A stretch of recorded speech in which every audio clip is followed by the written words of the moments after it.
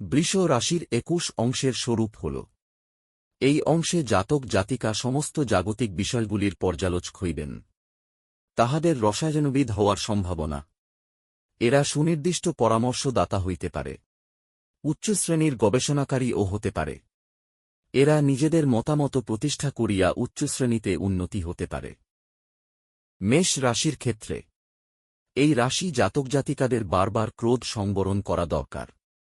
ক্রোধের কারণে অযাচিত শত্রু তৈরি করে লাভ নেই। গৃহ বাড়ি ও পরামর্শদাতা হিসাবে আয়ের সংকেত।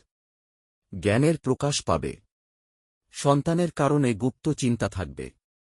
পুরনো বন্ধুবান্ধবদের সাথে যোগাযোগ হওয়ার সম্ভাবনা। গৃহ সংক্রান্ত বিষয় থেকে অযথা আয়ের সম্ভাবনা। পিতাসূত্রে ভাগ্যের উন্নতি। কর্ম সংক্রান্ত বিষয় চঞ্চলতা ত্যাগ করা দরকার।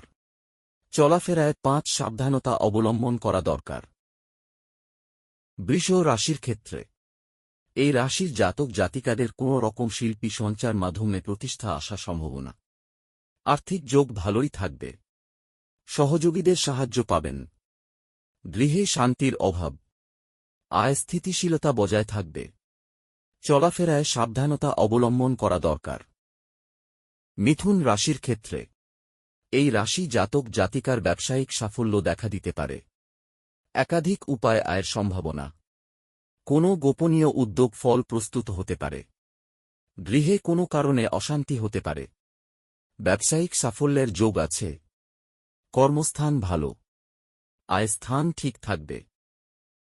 কর্কট রাশির ক্ষেত্রে এই রাশির জাতক জাতিকার আয় ব্যয়ের চাপ থাকবে।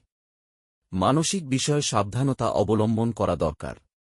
কোনো গুপ্ত কারণে আর্থিক ক্ষতির সম্ভাবনা। ক্রোধ সংবরণ করুন।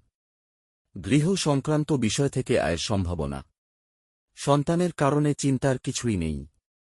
শিক্ষিত শত্রুদের থেকে সাবধান।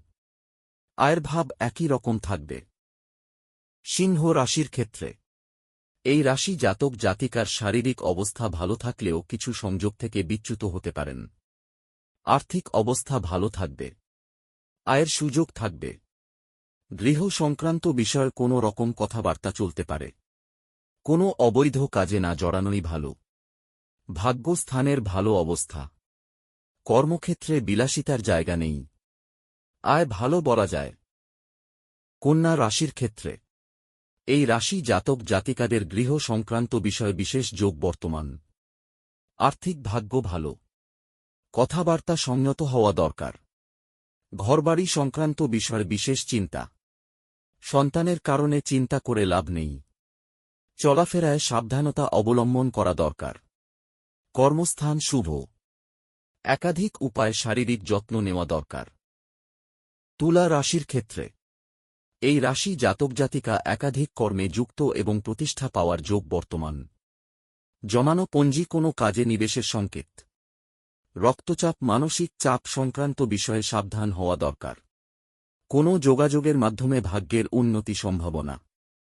গৃহ পরিবর্তনের যোগ দেখা দিতে পারে।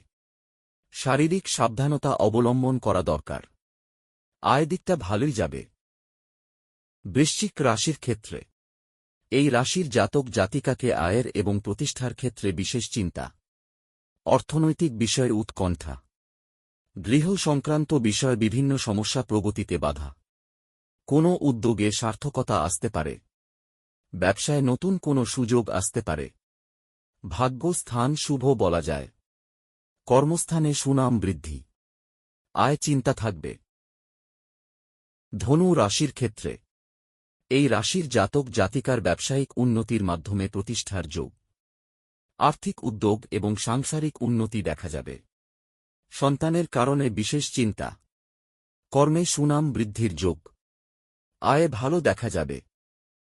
মকর রাশির ক্ষেত্রে এই রাশির জাতক জাতিকাদের কথাবার্তা সংযত হওয়া দরকার। কঠোর পরিশ্রম এবং বুদ্ধিমত্তার প্রযোগ দেখা যাবে। একাধিক কর্মে নিযুক্ত হওয়ার সম্ভাবনা। মানসিক দ্বন্দ্ব বজায় থাকবে। শিক্ষিত শত্রু থেকে সাবধান। স্বামী স্ত্রীর মধ্যে সংঘাত কম থাকবে। অবৈধ কাজ এড়িয়ে চলুন। সপ্তাহটা মোটের উপর চলবে।